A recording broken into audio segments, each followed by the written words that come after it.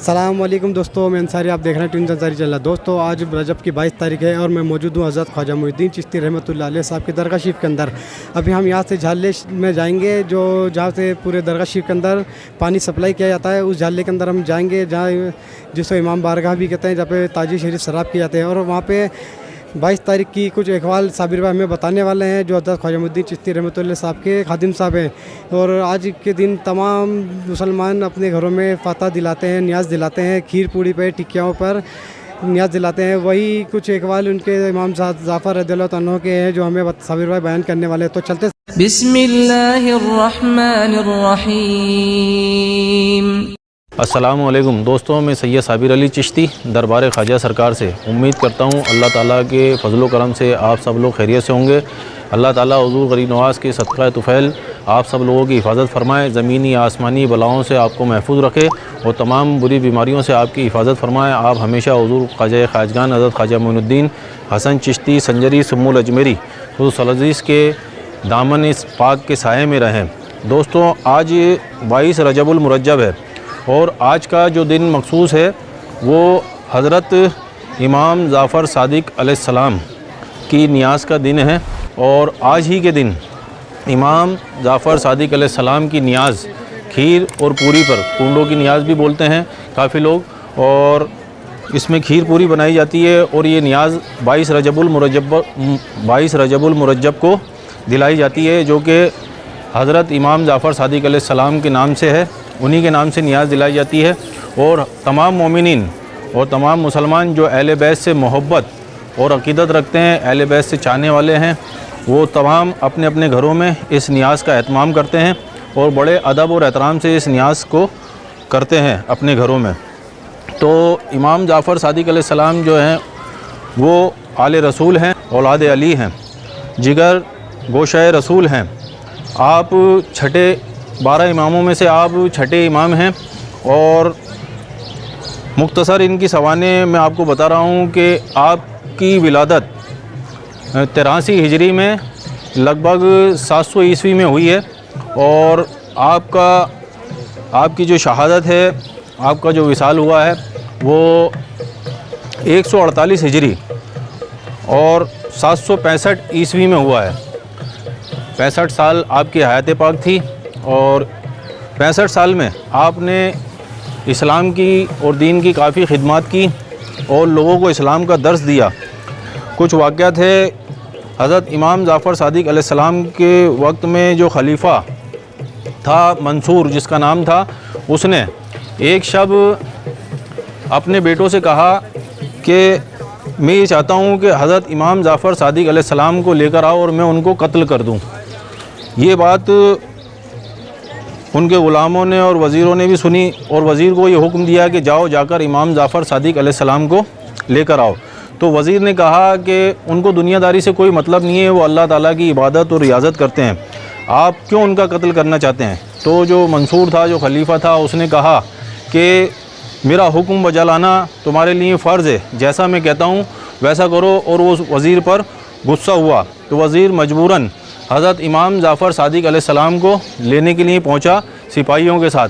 जब वो लेकर आया, जब वो दरबार में पहुंचे तो हज़रत इमाम जाफ़र सादिक अलैहिस्सलाम जब दरबार में तशरीफ़ लाए तो उनके पहुंचते ही जो खलीफा था मंसूर जिसका नाम था, वो उनकी इज़्ज़त अफ़ज़ाई के लिए खड़ा हो गया और जो आपकी काफ़ी खातिर की और अपने तख्त से उतर के, और जो तख्त से उतरने के बाद आपको तख्त के पास ले गया और तख्त पे बैठा के आपकी काफ़ी खातिर तवाज़ा की, इज़्ज़त अफ़ज़ाई की और कहने लगा कि आपकी कोई हाजत हो, कोई ज़रूरियात हो तो आप मुझे बताएं, मैं आपकी तमाम हाजतें और तमाम ज़रूरियात पूरी कर दूँगा।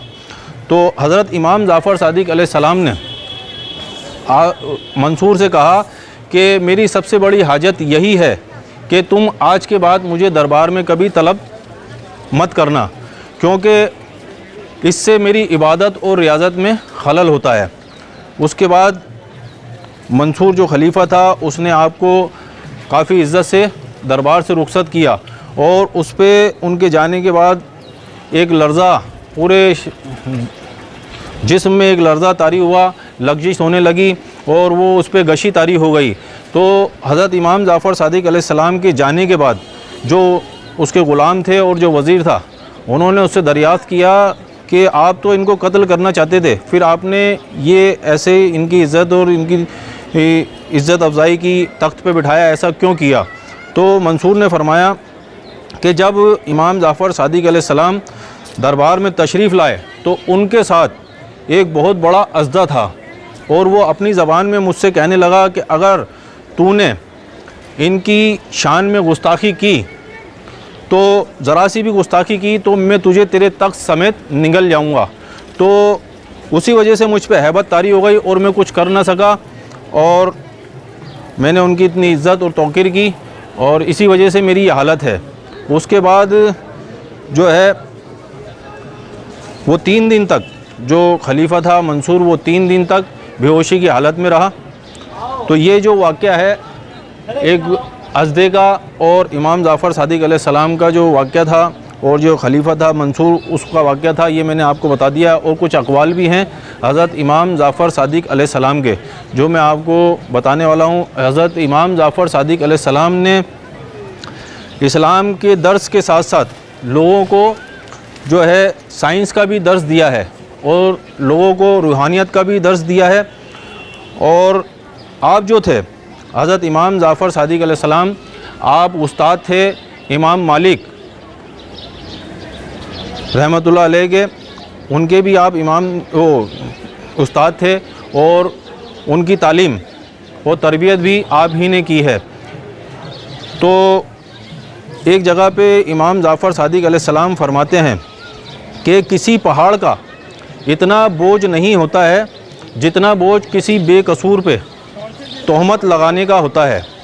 मतलब एक पहाड़ का भी इतना बोझ नहीं होगा किसी इंसान पे जितना बोझ इस बात का हो जाएगा कि अगर वो किसी बेकसूर इंसान पे तोहमत लगा रहा है। और आप फरमाते हैं कि जो सूरज की रोशनी होती है उसमें अगर इंसान बैठे तो उसको सूरज की तरफ पुष्ट करके, अपनी पुष्ट करके बैठना चाहिए। पुष्ट करके बैठने से जो इंसान के जिस्म में काफ़ी अमराज होते हैं उसमें शिफा हासिल होती है। तो ये इमाम जाफ़र सादिक अलैहिस्सलाम के अक़वाल हैं। और एक जगह हज़रत इमाम जाफ़र सादिक अलैहिस्सलाम फरमाते हैं कि इंसान को हसद नहीं करनी चाहिए। जो किसी की दौलत को ललचाई हुई नज़र से देखता है तो वो शख्स हमेशा मुफलिस और फ़कीर ही रहता है। यानी कि अल्लाह ताला अगर किसी को कुछ अता कर रहा है, वो कोई दौलतमंद है, और तो जो हासिद होता है, जो किसी से हसद करता है, तो उसकी लड़ाई उस शख्स से नहीं होती है बल्कि अल्लाह ताला के साथ होती है, क्योंकि सब कुछ अता करने वाला अल्लाह ताला ही है। इसलिए इमाम जाफ़र सादिक अलैहिस्सलाम बोलते हैं कि किसी इंसान को हसद नहीं करनी चाहिए और किसी दूसरे की दौलत को ललचाई हुई नज़र से नहीं देखना चाहिए।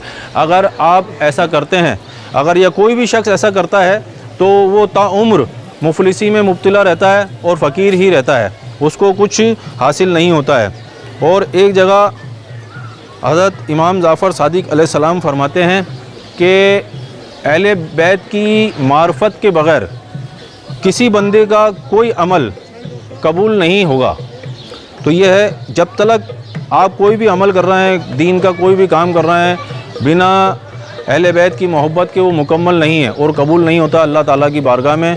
इमाम जाफ़र सादिक अलैहिस्सलाम फरमाते हैं कि इंसान के दिल में अगर अहले बैत की मोहब्बत नहीं है तो वो अपने कोई सा भी अमल करता है, नेक अमल करता है, दीन का अमल करता है, अगर उसमें अहले बैत की मोहब्बत शामिल नहीं है तो उसका वो अमल कबूल नहीं होगा।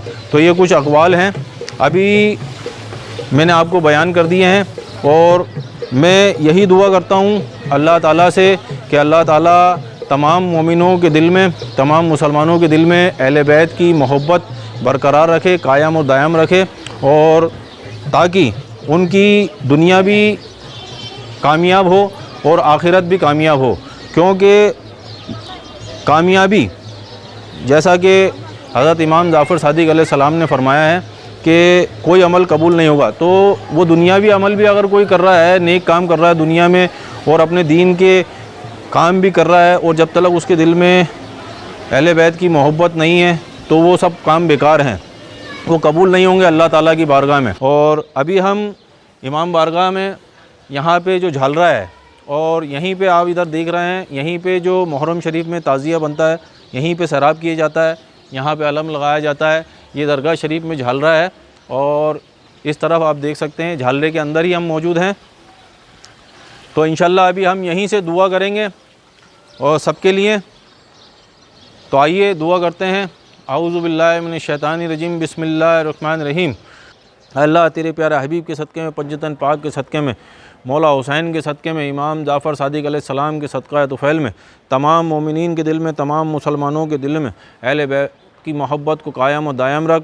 तमाम ज़मीनी आसमानी बलाओं से अहले बैत की मोहब्बत और मवद्दत रखने वालों को ज़मीनी आसमानी बलाओं से महफूज रख। तमाम बुरी बीमारियों से उनकी हिफाजत फरमा, करम और रहमत अता फरमा, अपनी रहमत के साए में रख। जो कर्ज़दार उनको कर्ज़ से निजात अता फरमा, जो बेरोज़गार उनको रोज़गार अता फरमा, जो बीमार है उनको शफ़ाए कामिला अता फरमा, जो नाऔलाद है उनको नेक साले औलाद अता फरमा, जिनके घरों में जवान बच्चे बच्ची हैं उनको उनके फ़र्ज़ से अदा फरमा, उनको उनके फ़र्ज़ जो जिनके घरों में जवान बच्चे बच्ची हैं उनको फ़र्ज़ से अदायगी अता फरमा।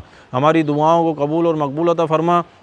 इन्नल्लाह व मलाइकतुहु युसल्लूना अलन नबी या अय्युहल्लज़ीना आमनू सल्लु अलैहि व सल्लिमू तस्लीमा। अल्लाहुम्मा सल्लि अला सय्यिदना मुहम्मदिन व अला आलि सय्यिदना मुहम्मदिन व बारिक वसल्लिम सलातन व सलामन अलैका या रसूलुल्लाह सल्लल्लाहु अलैहि वसल्लम।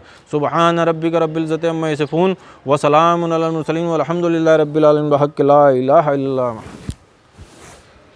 तो दोस्तों, अभी हमने आपको जो इमाम जाफ़र सादिक़ अलैहिस्सलाम की नियाज़ होती है उसके बारे में बता दिया है, क्यों होती है, किस लिए होती है, और उनकी कुछ मुख्तसर सी सवानें आपको बता दी है, और उनके कुछ अक़वाल थे और एक वाक़या था जो इमाम जाफ़र सादिक़ अलैहिस्सलाम का था, वो आपको बता दिया है। तो उम्मीद करता हूँ दोस्तों आपको हमारी ये वीडियो पसंद आएगी। तो इंशाल्लाह मिलते हैं अगली वीडियो में, तब तक के लिए अस्सलामु अलैकुम, अल्लाह हाफ़िज़।